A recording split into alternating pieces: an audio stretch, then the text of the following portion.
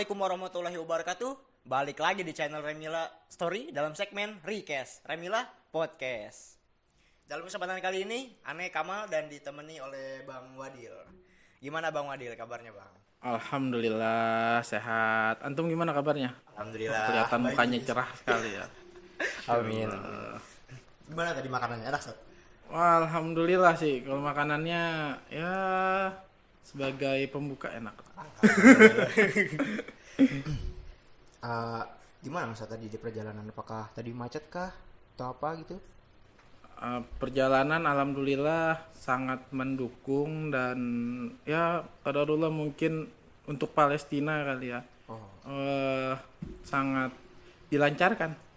Walaupun memang beberapa mil dari rumah karena tinggal di Jakarta Timur ya alhamdulillah lancar. Dan kebetulan sekarang di Jakarta Selatan ya. Ya. Sekarang lagi kesibukan apa nih saat sekarang? Alhamdulillah kalau kesibukan sehari-hari Ane itu di KNRP sebagai Kepala Subdirektorat Sosialisasi dan Edukasi. KNRP jadi di itu bawah Komite Nasional untuk Rakyat Palestina. Jadi di bawah Direktorat Program dan saya job desk-nya itu memang mencari informasi terkait Palestina. Oh, berarti Ustadz memang udah tahu kondisi Palestina sekarang nih. Kalau tahu 100% insya Allah hampir mendekati ya. Karena kalau tahu 100%-nya kan harus orang sono. Iya, harus benar-benar terjun. Nah, kalau saya insya Allah bisa mengabarkan ya mungkin hampir mendekati. Tapi insya Allah walaupun hampir mendekati itu bisa jadi gambaran umum bagaimana Palestina saat ini. Nah, itu kebetulan karena ancaman Palestina sekarang nih, karena Ustadz kebetulan dari organisasi KNRP yang kebetulan bertugas untuk rakyat Palestina, itu gimana Ustadz sekarang kondisinya tuh Palestina tuh? Kondisi Palestina saat ini masih belum dikatakan bernafas bebas, belum dikatakan mereka masih baik-baik saja. Apalagi kenapanya ya karena penjajahan dan diskriminatif dari Zionis Israel itu masih terus ada sampai sekarang.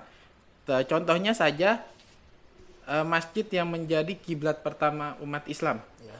Itu Masjid Al-Aqsa saat ini masih terus diganggu, masih terus diserang oleh penjajah Zionis Israel. Satu hari saja bisa 60-an orang Zionis Israel masuk ke Masjid Al-Aqsa dengan pengawalan ketat dari kepolisian penjajah Israel. Itu 60 orang itu udah termasuk militernya atau cuman warganya doang? Warga. Baru warga? Kita sebut bukan, kalau saya dan mungkin beberapa aktivis Palestina lainnya tidak menyebut itu sebagai warga karena seyogyanya itu mereka itu bukan dari penduduk asli.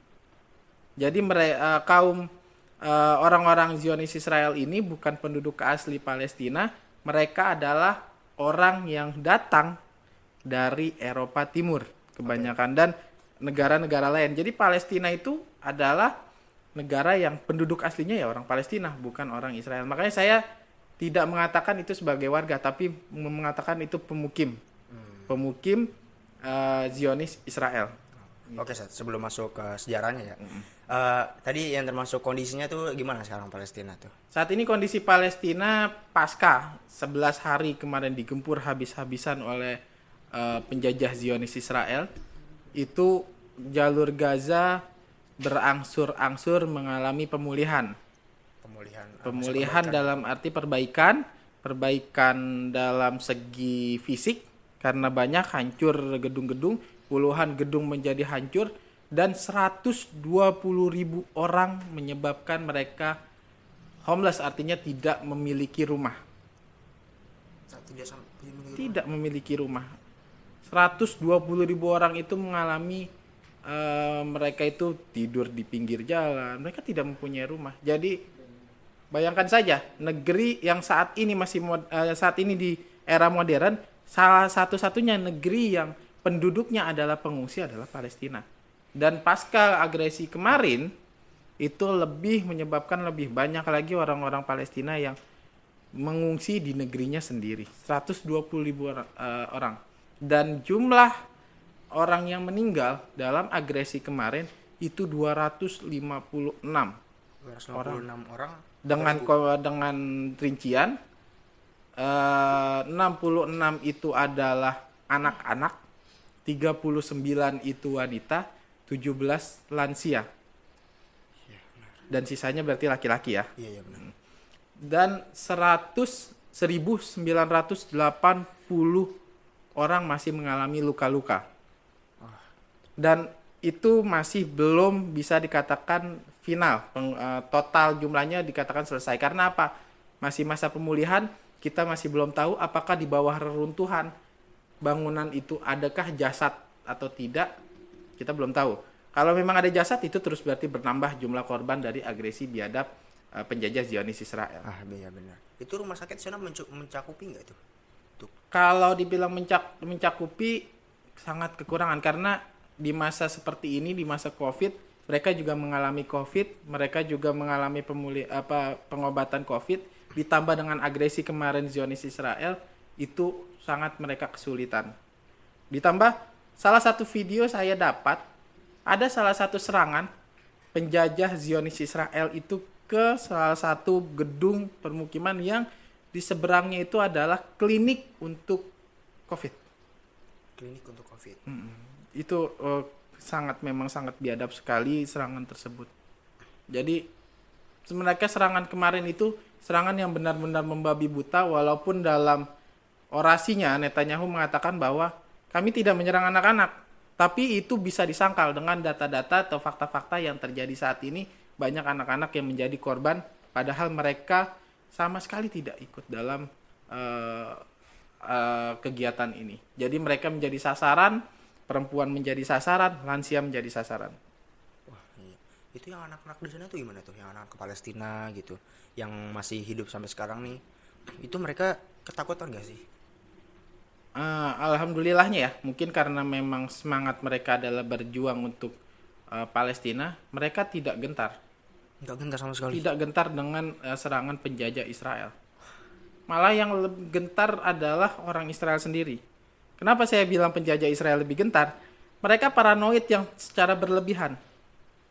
Mereka terdengar melihat anak kecil saja.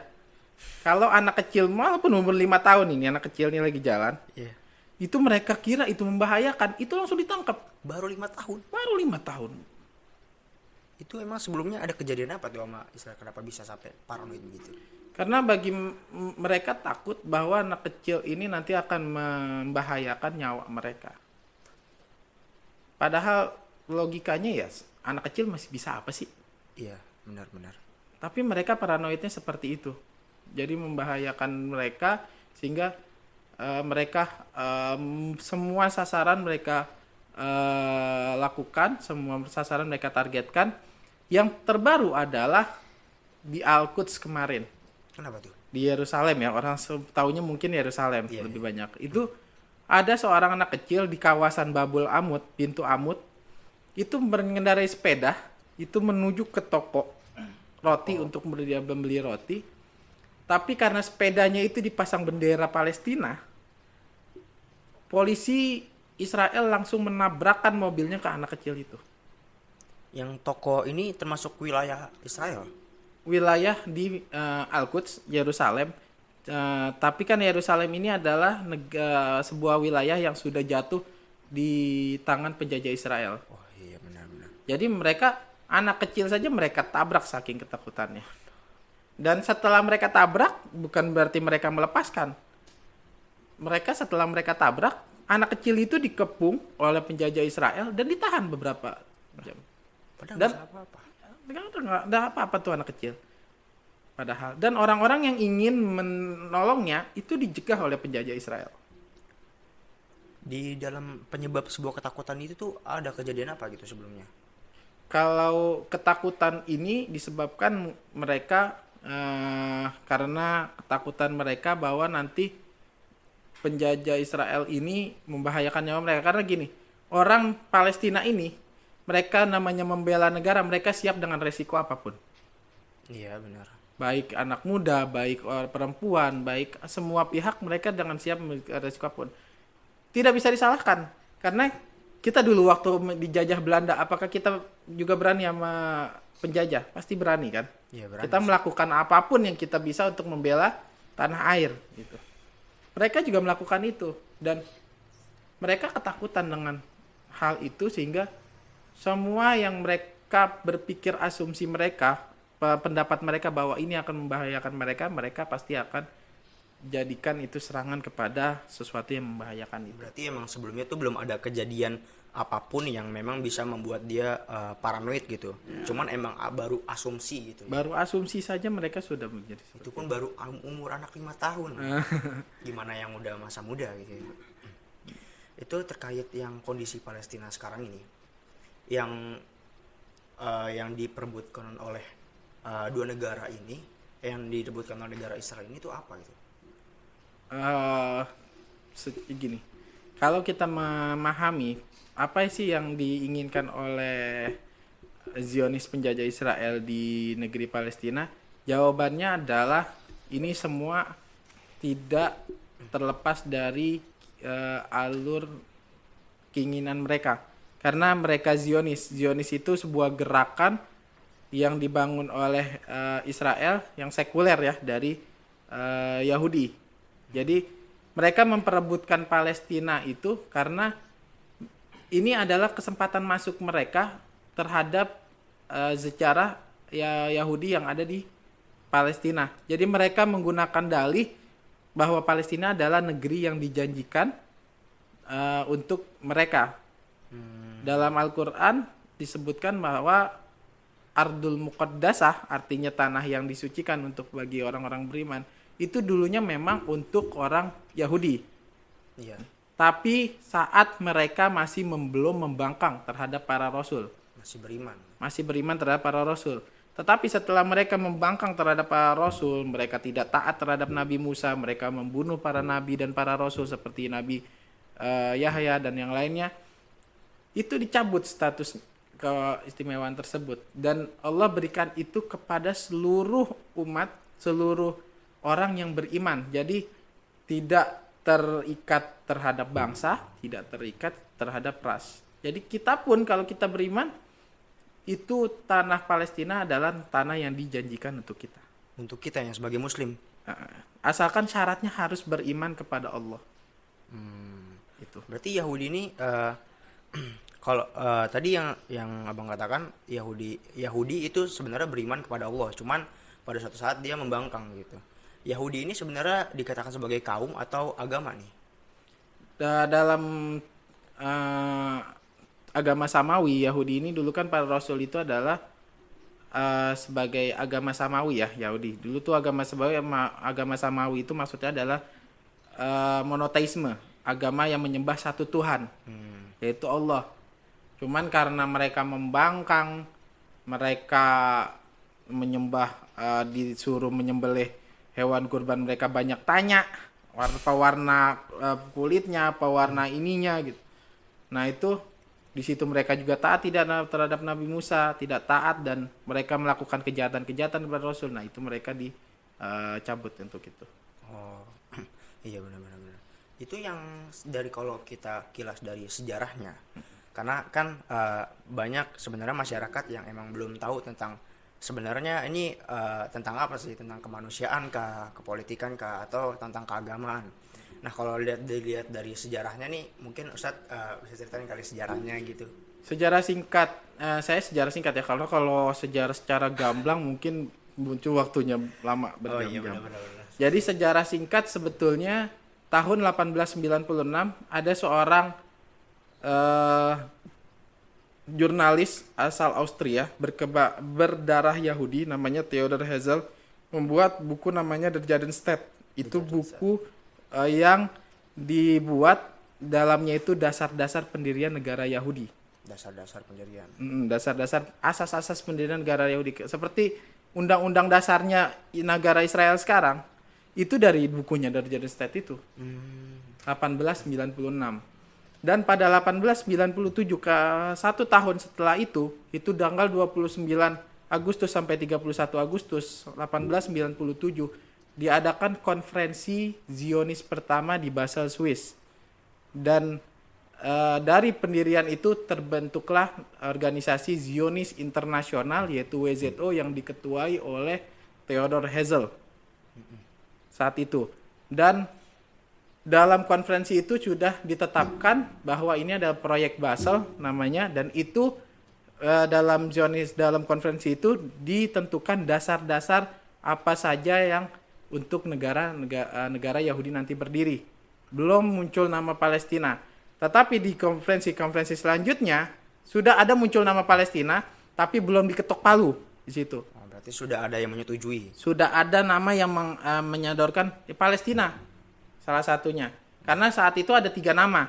Nama Uganda, Argentina, Palestina. Dan ketiga nama ini diteliti oleh mereka. Dan mereka jatuh kepada Palestina. Negara yang mereka tuju sebagai negara Yahudi. Berarti sebenarnya negara Palestina ini udah ada, cuman dipakai lagi sama kaum Israel gitu. Jadi memang negara Palestina ini sebetulnya mereka sudah ada, bukan negara ya. Dahulu itu adalah wilayah Palestina ini sudah berada di bawah kekuasaan Ottoman, Kekaisaran Utsmani. Daulah Utsmaniyah itu di bawah Sultan Abdul Hamid II. Jadi pada tahun 1897 itu dikatakan konferensi sudah ada nama muncul Palestina.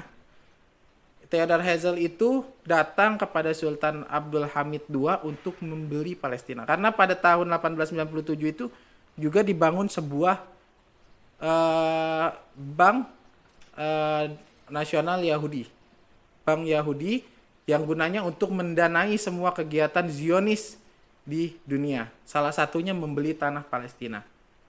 Namun pada saat sampai ke Theodor Herzl, pada saat Theodor Herzl dan beberapa temannya sampai ke Sultan Abdul Hamid II, Sultan Abdul Hamid II menolak itu dan mengatakan bahwa tanah Palestina adalah bukan punyaku, tapi punya umat Islam, karena diperjuangkan oleh darah-darah para pejuang Islam di situ. Jadi ditolak mentah-mentah pada tahun 1890-an, dan akhirnya karena Zionis ini diikutkan dalam kegiatan Perang Dunia Pertama yang terjadi waktu itu tahun 1914 sampai 1918. Mereka diikutkan dan menang akhirnya pada tanggal 16 Mei 1916. Di situ terjadi sebuah agreement, kesepakatan yang membagi wilayah Syam saat itu. Kenapa Syam dibagi? Karena pada Perang Dunia Pertama Turki Utsmani itu ikut dalam golongan Jerman saat itu, melawan Prancis, Inggris, dan Rusia di satu sisi. Jadi memang sudah ada itu, karena memang Turki Utsmani sudah ikut masuk ke dalam Perang Dunia Pertama. Mereka mengalami kekalahan pada tanggal 16 Mei 1916. Ada kesepakatan antara dua menteri luar negeri Prancis dan Inggris yang namanya Agreement Sykes-Picot, itu membagi wilayah Syam.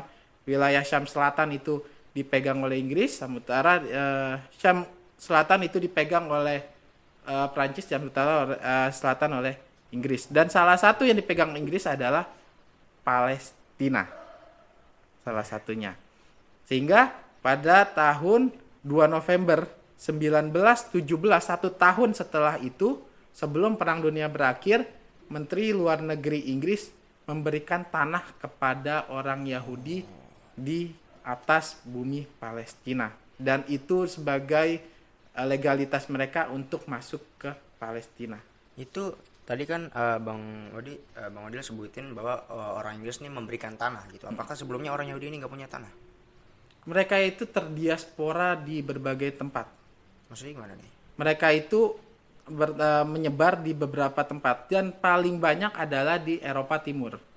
Jadi pada tahun 1900-an, orang-orang di Eropa Timur, Yahudi di Eropa Timur ini, mereka mengalami persekusi yang sangat hebat dari kekaisaran Nasrani di sana, sehingga ini Zionis melihat ini pintu masuk untuk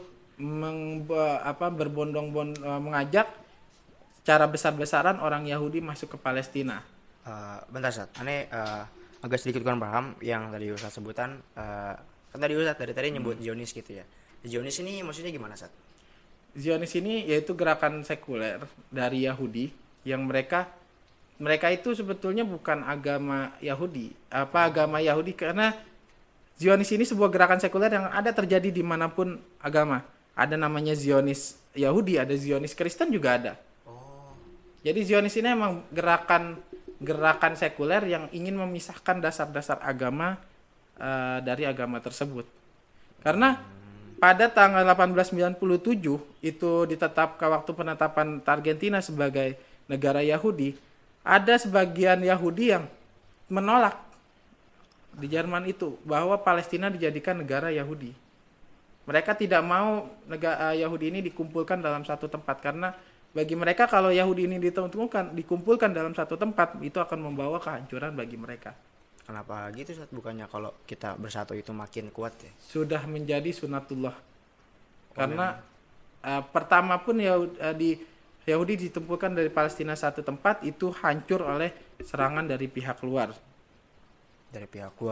Dari Romawi dan yang lainnya. Jadi mereka tidak mau itu terulang kembali, mereka hancur karena itu sudah sunatullah, sudah dalil yang dikeluarkan oleh Allah bahwa kalau apabila Yahudi ini disatukan akan datang nanti masanya kehancuran. Dan itulah yang dinamakan yang tadi sebelumnya Zionis itu apa tadi Ustaz? Ingin mereka mencari sebuah gerakan sekuler yang dari agama. Mereka berpikiran bahwa mereka harus mempunyai tempat tanah di situ.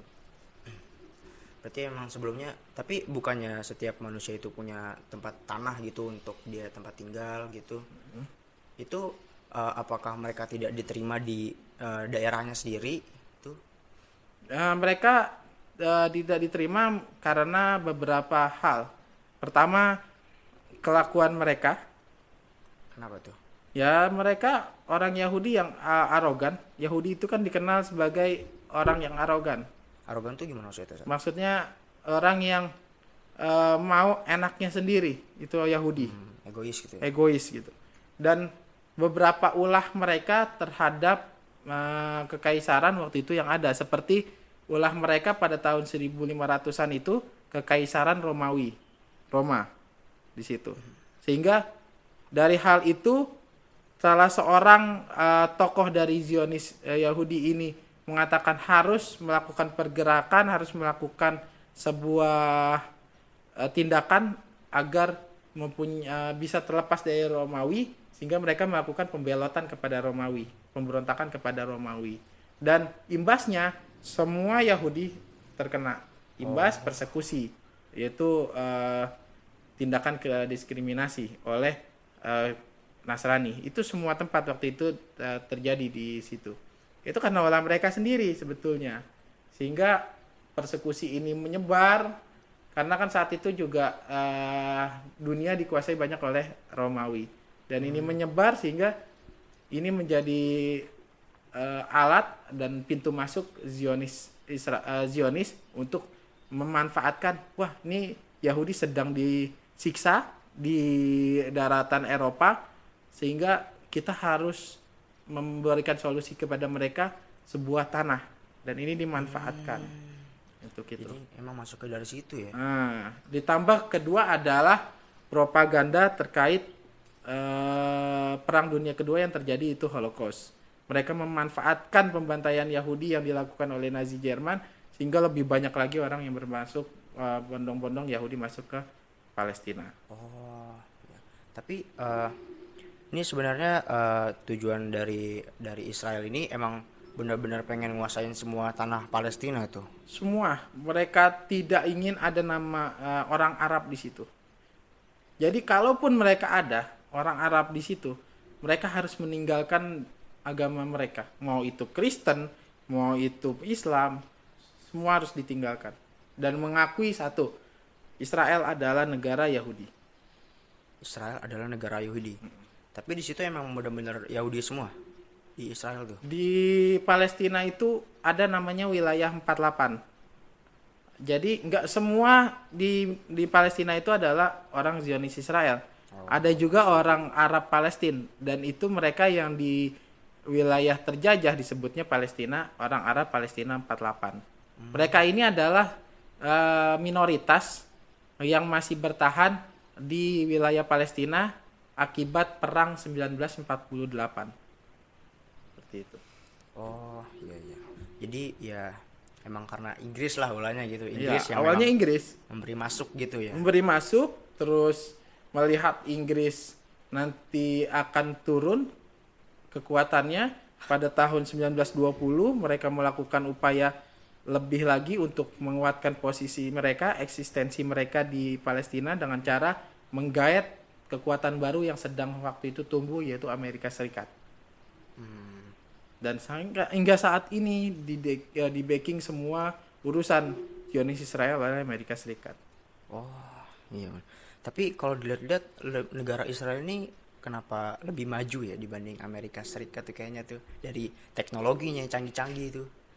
Sebetulnya malah kalau dilihat dari negara teknologi canggih, karena gini, Iron Dome yang kemarin mungkin teman-teman melihat ya, Iya. Bang Kamal melihat bahwa 11 hari kemarin dari Gaza ada roket dan itu dijatuhkan oleh Iron Dome. Yap, Iron Dome itu sebetulnya dari Amerika.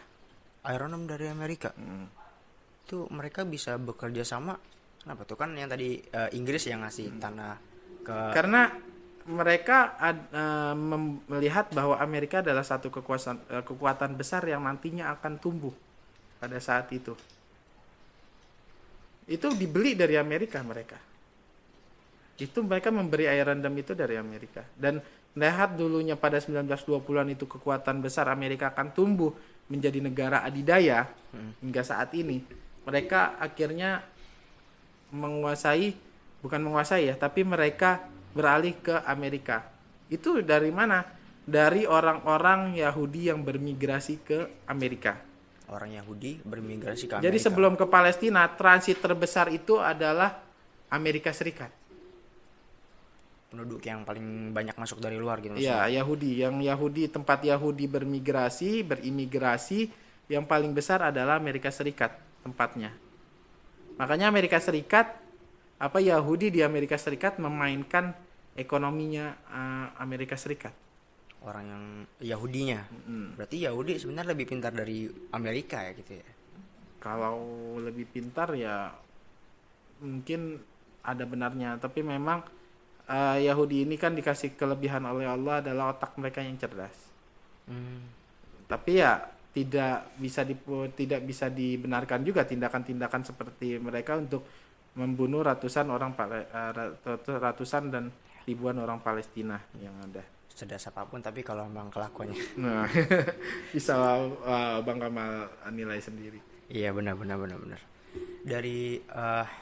Dari antusias banyak warga Indonesia nih. Kalau dilihat dari kisah-kisah dari kondisi Palestina gitu, ataupun dari sejarah-sejarah Palestina yang Bang Wadil udah sebutin, dari antusias banyak orang Indonesia, banyak nih yang sebenarnya pengen nolong gitu. Ini sebenarnya kalau aneh lihat gitu ya, yang paling antusias tuh warga Indonesia gitu, yang paling viral lah gitu di medsos itu. Sebenarnya ada hubungan apa sih nih warga Indonesia dengan warga Palestina nih? Kalau hubungan secara diplomasi, kita mempunyai hubungan dengan adanya kedutaan Palestina di Indonesia. Tapi jangan melupakan sejarah tokoh Palestina saat itu Al-Hajj Amin Husaini mufti Palestina saat itu, dia yang orang pertama yang mengakui kemerdekaan Indonesia. Itu tokoh Palestina. Tokoh Palestina yang mengakui kemerdekaan kemerdekaan Indonesia adalah orang Palestina. Dan dari sana. Bukan negaranya, karena negara kan waktu itu belum ada Palestina. Tapi tokoh orang-orang yang mengakui kemerdekaan Indonesia setelah Indonesia memproklamirkan diri itu adalah orang Palestina. Maka kita sangat kuat hubungan kita dengan orang-orang Palestina. Sampai presiden pertama kita, Bapak founding father kita, itu mengatakan bahwa Indonesia akan tetap berdiri di belakang Palestina hingga Israel memberikan kemerdekaan kepada Palestina. Dan itu dibuktikan pada 1962 saat Indonesia mengikuti Asian Games. Itu Indonesia menarik diri dari keperhelatan kompetisi tersebut karena apa? Mereka tahu ada Israel di dalamnya ngikut. Oh.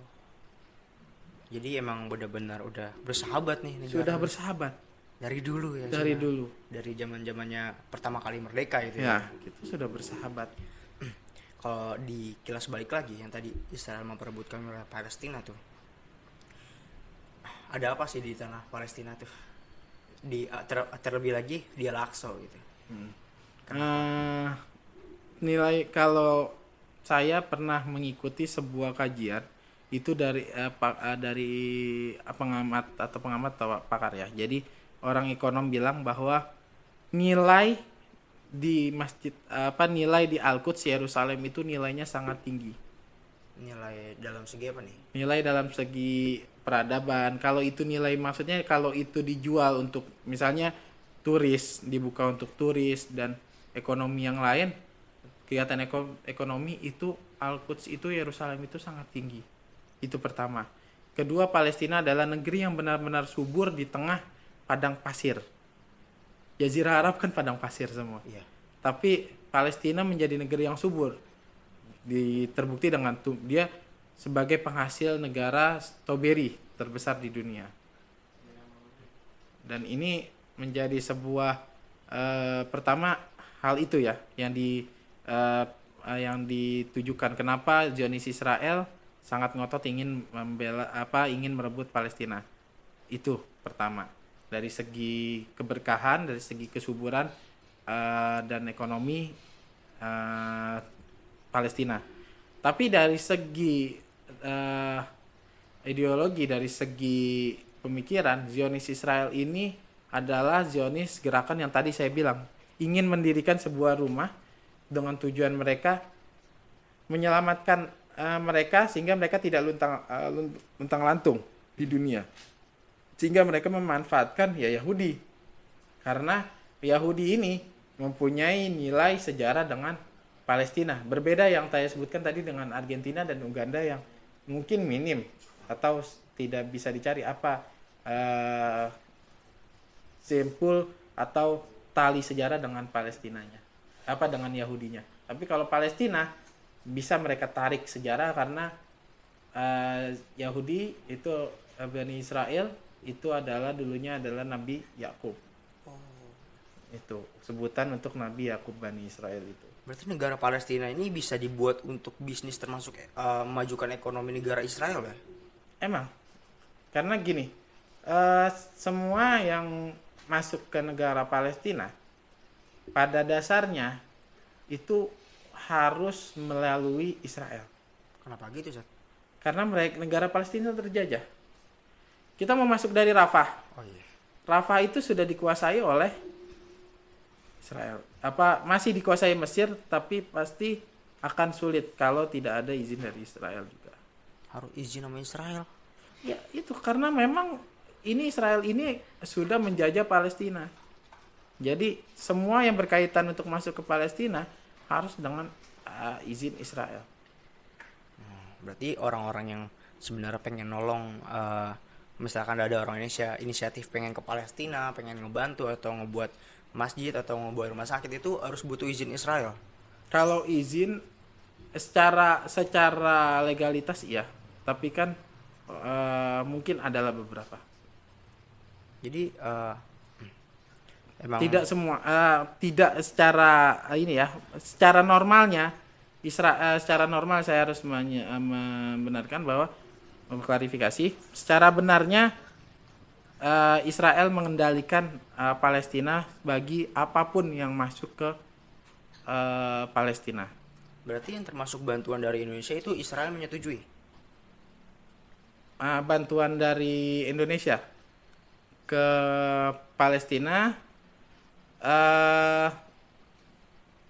ini bantuan yang jelas masuk ke Palestina itu dapat diterima oleh masyarakat Palestina, dan Allahu alam ya di belakangnya, karena tidak bisa disebutkan. Berarti emang kita nggak tahu lah gitu ya. Ya. Dari Tapi yang saya tekankan bahwa bantuan untuk rakyat Palestina dari Indonesia alhamdulillah diterima oleh rakyat Palestina. ya, alhamdulillah banyak inisiatif lah gitu.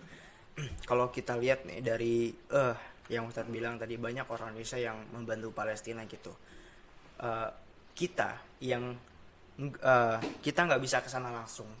Kita nggak bisa ke sana langsung, ke Palestina langsung untuk membantu ataupun membuat pendidikan di sana. Apa yang harus kita lakuin di sini, Sat? Apakah demo atau koar-koar gitu?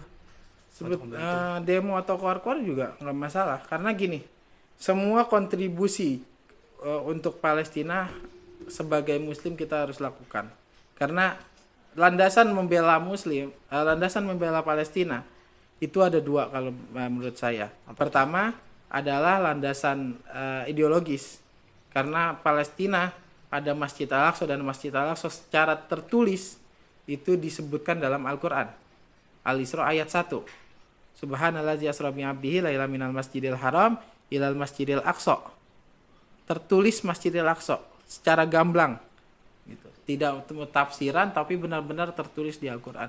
Dan kata-kata setelah setelah Masjid Al-Aqsa diikuti dengan barokna haulah, artinya keberkahan di sekelilingnya. Dalam fasir bilang bahwa barokna haulah ini bukan berarti hanya tempat yang diberkahi, tapi seluruh kegiatan yang membantu Palestina juga mendapat orbit keberkahan dari Masjid Al-Aqsa. Jadi kayak Bang Kamal dan teman-teman ini, remaja Masjid Al-Ikhlas Cipete ini membantu melaksanakan ini juga menjadi sebuah wadah untuk mendapatkan keberkahan dari Masjid Al-Aqsa. Termasuk ya? Termasuk. Jadi tidak terkait ataupun secara sempit bahwa kata barokna haulah, keberkahan itu hanya tempat Masjid Al-Aqsa saja, tapi seluruh kegiatan juga yang memperjuangkan Masjid Al-Aqsa juga termasuk mendapat keberkahan dari Masjid Al-Aqsa. Itu yang pertama, yang secara ideologis. Yang kedua adalah perkataan dari Ustadz Abdul Somad pada waktu sebuah acara yang mengatakan bahwa cukup menjadi manusia untuk peduli terhadap Palestina. Ya. Karena kalau kita tidak memanusiakan diri kita untuk peduli terhadap manusia, dipertanyakan apakah kita benar manusia. Kita tega melihat saudara kemanusia ditumpahkan darahnya sebegitu gampangnya oleh penjajah Israel. Apakah kita benar-benar manusia kalau kita melihat kita tidak peduli, kita tidak tergerak melihat pembunuhan yang begitu kejam di Palestina, tapi kita diam saja. Apakah kita manusia seperti itu? Kasihan sih beneran. Nah, makanya cukup menjadi manusia, nggak usah menjadi Muslim, tapi kalian sudah memanusiakan diri kalian atau tidak untuk melihat kondisi Palestina. Nah kalau itu kan dari segi keberkahannya nih, kalau yang memang benar-benar gitu membantu warga Palestinanya itu kayak misalkan kita terjun ke sana gitu, tapi kita kan nggak bisa ke sana gitu. Ya. Nah yang kita lakukan di sini tuh harusnya gimana gitu? Kalau yang di sini kita bisa melakukan sebuah tindakan yang kita bisa, seperti pasti setiap manusia ini ada medsos. Ya. Tidak dipungkiri ya, bukan semuanya sih, tapi mayoritas di dunia ini manusia pasti punya medsos. Benar. Ya, tidak dipungkiri gitu, tidak bisa dipungkiri. Jadi bisa kita melakukan kegiatan melalui medsos kita. Kita kabarkan tindakan ketidakmanusiawian Zionis Israel kepada dunia, kepada teman-teman sekeliling kita, bahwa ini ada tindakan kekerasan, tindakan kekejaman penjajah Israel. Masa kita diam saja? Maksudnya minimal jari kita tergerak untuk mengabarkan itu, sehingga bisa membuat opini bahwa ini tindakan yang harus dihentikan, kekerasan yang harus dihentikan, dan tindakan-tindakan pertumpahan darah juga harus hentikan. Karena dari segi kemanusiaan juga sebenarnya ini salah gitu ya. Iya, benar. Kalau misalkan kayak kita open donasi gitu kan banyak tuh apa yang open donasi gitu. Tapi itu juga termasuk gak sih? Termasuk juga karena sekarang saya keluarkan sebuah fakta begini. Apa tuh? Di Palestina, orang Palestina itu mempunyai rumah misalnya. Di wilayah Palestina terjajah. Itu harus kalau misalnya pengadilan militer penjajah Israel itu memutuskan rumah itu harus dihancurkan, mereka pilih dua hal. Mau dihancurkan sendiri atau dihancurkan oleh pihak Israel tapi ditambah denda. Kalau misalkan warga Palestina yang nggak mau ngelakuin, Dihancurkan oleh Israel, tapi itu ditambah denda. kalau memang tidak mau membayar denda, Ya, mereka akan ditangkap di penjara. Itu seperti itu Israel. Jadi sangat membantu untuk membangun rumah mereka kembali untuk membayar denda-denda itu. Membantu pengerusakan rumah karena kan rumah sakit juga menjadi sasaran kemarin dibombardir. Iya. Dan open donasi ya sebenarnya itu sebenarnya bisa nyampe ke mereka gitu ya. Bisa. Alhamdulillah banyak kok sekarang donasi-donasi kita ada di Palestina banyak. Terlihat bagaimana jalur Gaza yang tahun 2014 serangan terakhir, bukan terakhir ya, sebelum serangan kemarin itu ada 2014, bagaimana yang tadinya luluh lantah bangunan, yang tadinya hancur lebur bangunan bisa kembali berdiri. Itu kan tidak terlepas dari donasi-donasi kita kemanusiaan untuk mereka agar memiliki tempat tinggal yang layak. Itu kan ya dalam hal PBB hak manusia untuk mempunyai tempat tinggal. Apalagi resolusi 3665 resolusi PBB menyatakan bahwa negara Palestina warga Palestina yang terusir mereka mempunyai hak kembali ke negara Palestina. Ya benar, sebenarnya berarti open donasi ini sebenarnya membantu banget nih. Membantu banget. Dan ngomong soal membantu Palestina nih, karena aneh juga pernah dengar gitu. Katanya kalau misalkan Palestina menang, ini udah kiamat udah tanda deket nih. Makanya kadang-kadang ada orang yang memang gak mau bantu Palestina gitu, karena pengen melamain kiamatnya gitu. Nah itu gimana tuh Sat? Sunatullah ya kalau kiamat, masalah kiamat, karena maupun itu sudah tertulis dalam Al-Qur'an sudah ditentukan oleh Allah masalah kiamat itu. Mau kita bantu Palestina atau kita tidak bantu Palestina, kalau sudah Allah tentukan pasti nanti akan dengan Palestina akan menang sendirinya walaupun kita nggak bantu. Jadi percuma ya walaupun kita nggak mendukung Palestina cuman karena takut gitu. Kiamat itu sudah jadi ketentuan Allah, sunatullah. Nggak bisa kita manusia itu menghindari itu, nggak bisa. Jadi kalaupun kita takut nanti nggak usah bantu Palestina nanti kiamat, Allah akan menggerakkan hati-hati yang lain untuk membantu Palestina. Karena sunatullah pasti akan terjadi Palestina menang, akan terjadi perang antara kita dengan Yahudi itu terjadi. Dan mereka akan mengumpat dan mereka semua benda-benda yang mereka tempat mengumpat akan bilang, wahai Muslim, ini di belakang saya ada orang Yahudi. Paling ngasih tahu itu. Masih tahu, itu tertulis di dalam sebuah hadis. Dan cuman satu pohon yang mereka tidak mengasih tahu. Apa tuh? Gorgot. Pohon yang saat ini tumbuh subur di Israel. Tapi berarti mereka ketika mereka menanam pohon gorgot ini berarti mereka sudah tahu dong skenario-nya bakal kayak gimana. Secara hati nurani mereka sebetulnya mereka percaya bahwa akan terjadi kiamat, nanti akan terjadi hal seperti itu. Mereka makanya menanam banyak pohon gorgot. Tapi karena mereka ini adalah Zionis itu tidak punya agama sebetulnya. Yahudi itu dijadikan alibi mereka. Oh, gitu.